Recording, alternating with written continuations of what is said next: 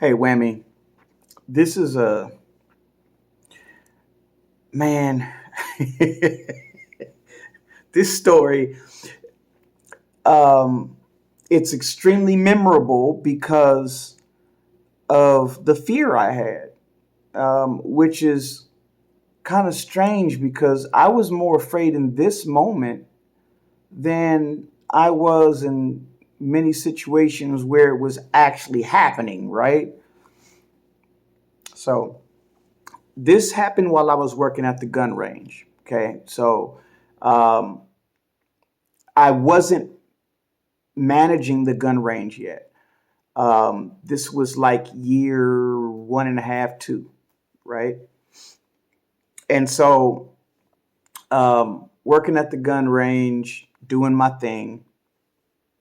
And one of the rules for the customers at the range is there's a line drawn across the cardboard where you put your target up. And so we got tape and everything for you. And it says do not tape above the line. Like big, huge, you can't miss it, impossible. Big, huge letters. Do not tape your target above the line. And we're serious about that because people end up shooting the beam, right? They end up shooting the handle.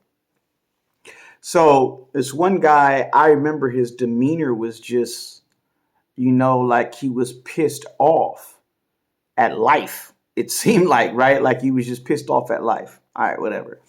Boom, boom. He seemed like he knew what he was doing. He seemed like a gun guy, knowledgeable, got his stuff, goes in the range. So as I'm out there doing my thing, I'm ringing somebody else up, and I look out the range, and I see he has his target like way above the line. Like if it was just like an inch above the line, maybe I would have let it go, maybe, but it was way above the line.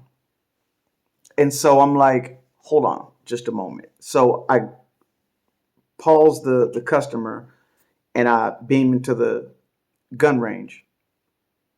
Of course, got to put your ear protection on and all that. So I go into the gun range and I'm like, excuse me, sir, got to make sure that you take the target at or below the line. And as I'm saying this, like as soon as I say, excuse me, sir, I could see that he had an attitude, like immediately, right? So as soon as I say that, he like puts his hands on the table and he does this thing, right? And I'm like, what is that? Like what is this? And so he just kind of stands there, and I'm like, okay, I'm not gonna babysit you. Fine. So I walk out the range. I watch. He doesn't bring the target down, so he just starts shooting. I go back in the range, and I'm like, sir, same thing. And now it looks like he's like really about to like blow up. And I'm like, sir, and he's like, dude, get off my back. And I'm like, this has never happened. I've never had somebody like, no, I'm not gonna follow the rules, right? No one's ever done that before. And especially like this, right? Now there's guns here, there's guns involved, dude, and you're blowing up for no reason, seemingly. Okay. So I'm like, yeah, sir, you have to drop the, and he's like, get off my back. And I'm like, okay, sir, I'm not trying to anger you, but this is the rules. You need to bring the target down and he turns around, literally turns around, and he's facing me, just like not looking down on right. He is now turned to the side and he's facing me head on. I'm watching his hands, and his hands are just drooped down, and he's just standing there staring at me, and I'm staring at him. And this is the actual gun I had with me when this happened. It's on house duty right now, but this is the exact gun, my Glock 17, right? I had this since '06. And so Um, this is the gun, and I had this on my hip. Of course, I was outside the waist holster. That's how we were carrying. And so he's staring at me, and I'm staring at him. I'm shaking. I don't know if he sees it, but I'm shaking, scared. I am scared. His gun's on his hip now, and his hands are just drooped down, and he's staring at me like with the evil. And I'm like, oh my God, we're about to fucking, we're about to draw down right now, like Wild West style. We're about to draw down here. I am shaking, scared. But I'm like not backing down. But I'm terrified inside. He doesn't know that, but I'm terrified inside. And he has this. He's just looking at me. I'm looking at him, and I'm like, "Are you going to listen to me, sir?" And he stares at me for a few more seconds, and he does that, and he turns back around and goes back to like loading his mag. He's not taking the target down. He just goes back to loading his mag. And I'm like, no, I'm not doing this. Somebody's going to die in here. Like, if I push this one more time, like, sir, you have to bring, I believe at that point, someone would have died. Or both of us. Okay. So I'm like, okay, manager, that's what I'm going to do with this. So I walk out. My cousin Art was there when this happened. My cousin Art was there. He had just so happened to come in. He was going to shoot or whatever. And so I come out and I get a hold of the manager and I'm like, Tom, this guy is out in the range. I told him to drop the target. He won't listen. You know, it's bad attitude, whatever. And he's like, what lane is he in? And I'm like, he's on lane. I think it was the furthest to the right. So I think that was 10. And I'm like, he's on lane 10.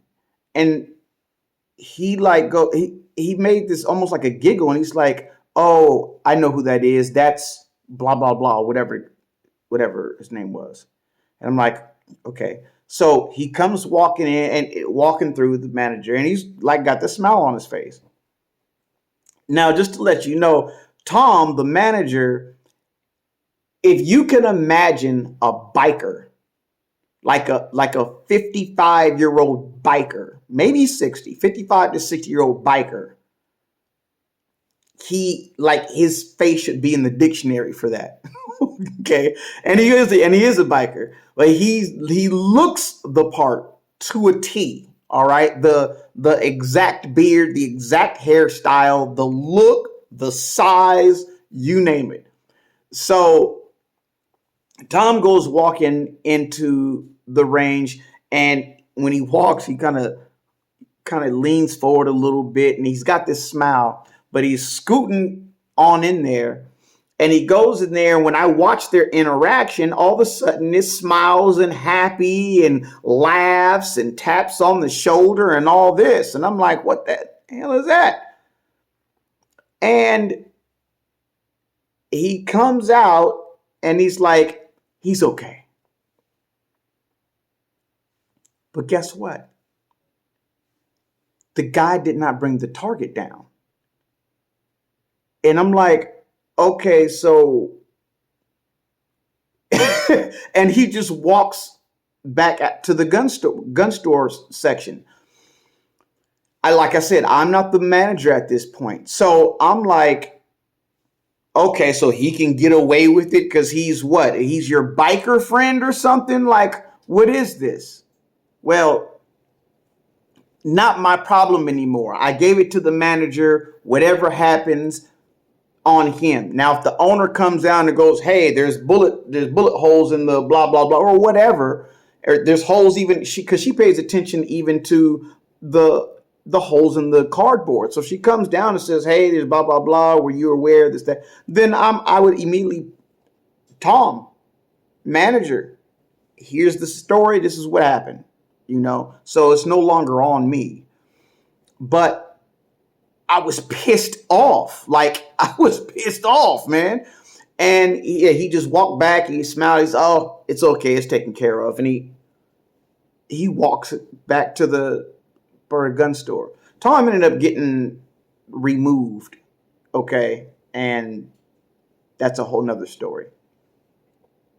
Uh, but I remember my cousin even was like, is it the rule or is it not the rule? You know what I mean? Like, what the hell was that? So I just paid attention to the guy, and then when he was done, he walked out. He didn't say goodbye, nothing. He just, he walked on out. Well, I found out later on, okay, um, through conversation with some of the another guy who was working there, who eventually became the manager and got removed. Another story. But the guy, I guess, does not like being told what to do by black people. Okay, that's what I was dealing with. I was dealing with basically like some, what do you call, borderline racist, or you're racist or you're not, I guess. I don't know. A racist biker, like that's basically what I was dealing with. And yeah, obviously it wasn't just black people, because he still didn't listen to the rule even when Tom went out there. I don't know if Tom told him to bring the target down. I don't know. I don't know what was said out there. He could have said all kind of bad stuff about me and Tom could have laughed. I don't know what that was about. But from what I was told, he was like, oh yeah, that guy, he don't like being told what to do by black people. He's not very fond of like anyone else but basically his own race, basically. Okay, so that's what I was dealing with in there. And I was shaking for a long time, man. Like, I don't remember how long, but it was a while. And I remember the fear.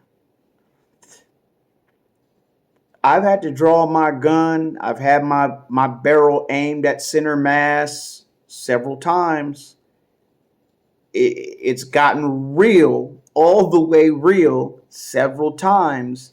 And that was as scary, if not scarier, than most of those situations. Don't know why, but it was. Um, yeah, I don't know. He wasn't, and he the way he was carrying, he had a 1911 in a leather holster. It was one of those outside the waistband holsters, but one you could just throw your shirt over, and you know what I mean, like a concealed carry outside the waist holster is basically what it was. But the way he was dressed and just everything while he was in the range, it was basically open carry. And he turned to me and he stared at me, and his hand is down there, and it looked like it was about to be, showdown at the OK Corral. Like, it was about to go down right in there. And I'm just glad I had the smarts to go, not my deal. Now, if I was the manager and this happened, when I was the manager, who knows? That may have happened. A shootout, who knows? But in fact, I'm almost positive it would have happened if I was the manager at that point. Anyhow, that's that story. And yeah, that sucked. That was scary. I've got a lot more stories about when I was working at the range, but just want to share that story. Fear is a son of a gun. Whammy out.